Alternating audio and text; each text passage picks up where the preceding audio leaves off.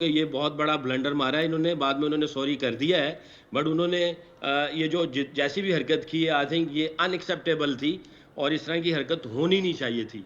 क्योंकि जब पता चल रहा है आपको डे वन से कि भाई इंडिया इधर नहीं आना चाहती, इंडिया उधर खेलेगी, फ्लैग का चक्कर हुआ, फलानी हुँ, चीजें हुई और फिर साथ में लोगों का चक्कर हुआ, तो ये जब एक दफा कोई चीज हो जाती है, जो प्रोफेशनल ऑर्गेनाइजेशंस होती हैं, जब उनके सामने एक कहीं से भी कोई ऐसा हिंट उनको मिल जाता है, तो वो फिर कोशिश करते हैं, उनकी चेकलिस्ट बनी होती है कि 1 टू ज़ी, हुँ। 1 से 100 जितने भी पॉइंट्स हैं, उन सबको क्लियर करते हैं, मेक श्योर करते हैं हर चीज़ को। तो मैं ये समझता हूँ, जैसे मैंने पहले कहा, कोई डेविड भोला साहब और पीटर रंगीला साहब कोई ऐसे होंगे, जो हमें भोला बनाने की कोशिश कर रहे थे। आई थिंक अनएक्सेप्टेबल है हुँ, हुँ। जो है ना, ये उनकी तरफ से जो भी अमल हुआ, अनएक्सेप्टेबल होना चाहिए ये। ठीक है, बड़ा बोर्ड है, लेकिन दिल जो है ना वो लगता है कहीं न कहीं अभी तक बड़ा नहीं है।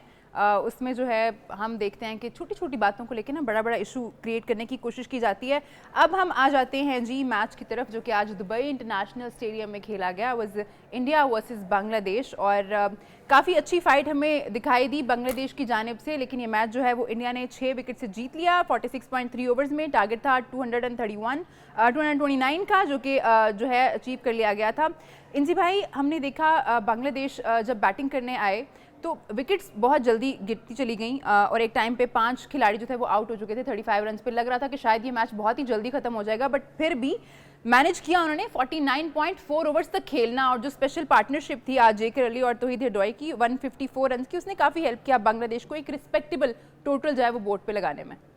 नहीं, जितना उन्होंने टोटल लगाया था ना, तो ये उसके हिसाब से फाइट की है पूरी।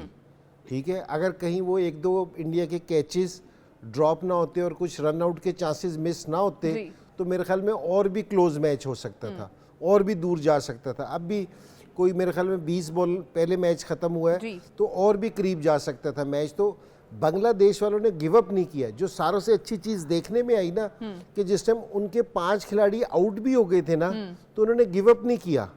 उनके जहन में एक टारगेट था, तो वो उसके अपने हिसाब से खेलते रहे उधर जाके।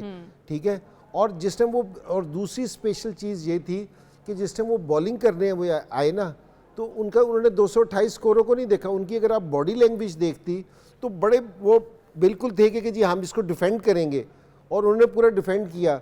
तो आप और मैं अभी बीच में पहले भी बात कर रहे थे कि हम बांग्लादेश को ज़रा लाइट समझ रहे थे कि, तो अब मेरे ख्याल में पाक जिस तरह की, और स्पेशली जिस तरह के उनके स्पिनर्स ने बॉलिंग की है ना, तो मेरे ख्याल में कि जी पाकिस्तान को अब बांग्लादेश से भी जो मैच है बड़ा सीरियस सोचना पड़ेगा कि जी हम इनके खिलाफ भी, क्योंकि हम अभी ये सोच रहे थे कि जी अगर इंडिया से मैच में कुछ हो जाए, हमें रन रेट की ज़रूरत पड़े, तो हमें ना ज़रा तेज़ बनाए। तो बांग्लादेश के खिलाफ भी हमें सोचना पड़ेगा खेलते वक्त।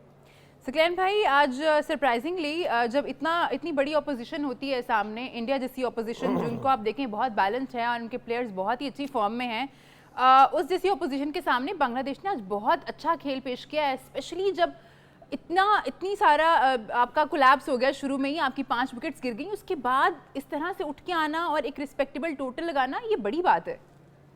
आउटस्टैंडिंग किस्म का उन्होंने एटीट्यूड और माइंडसेट और इंटेंट का जो है ना, उन्होंने डिस्प्ले किया है बांग्लादेशियों ने। यानी आप ये देखें, 5वें नंबर पे आने वाले ने 5 फॉर 35 था, और 5वें नंबर पे आने वाले ने जो 100 किया है, और जो उसने स्ट्राइक रेट को मेंटेन रखा है, 118 गेंदों पे 100 किया है, और जिस अंदाज की उसने स्ट्रोक लगाए हैं, एक होता है कि आप गंदे गेंदों को शॉट लगा रहे होते हैं, यानी चौके वाले को चौका, छक्के वाले को छक्का। उसने शॉट्स बनाए भी हैं, इनसाइड आउट शॉट्स भी दिखाए हैं उसने।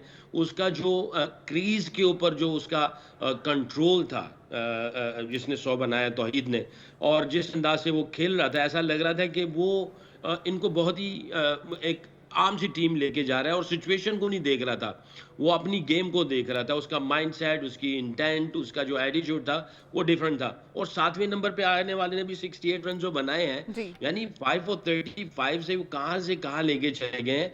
आई थिंक इट्स ऑल, जैसे इंजी भाई अक्सर कहते हैं, और हर खिलाड़ी ये कहेगा कि माइंड गेम है। बट ठीक है, आपका अगर मोमेंटम या सिचुएशन आपके हाथ में नहीं है, अगर आपने दिमाग से नहीं हार मानी है, दिमाग से अगर आपने फोकस हटाया नहीं है, तो अगर आप ज़हन बना हुआ है कि आप कर सकते हो, आप कर सकते हो। हार और जीत दिमाग में है, कहीं और नहीं है।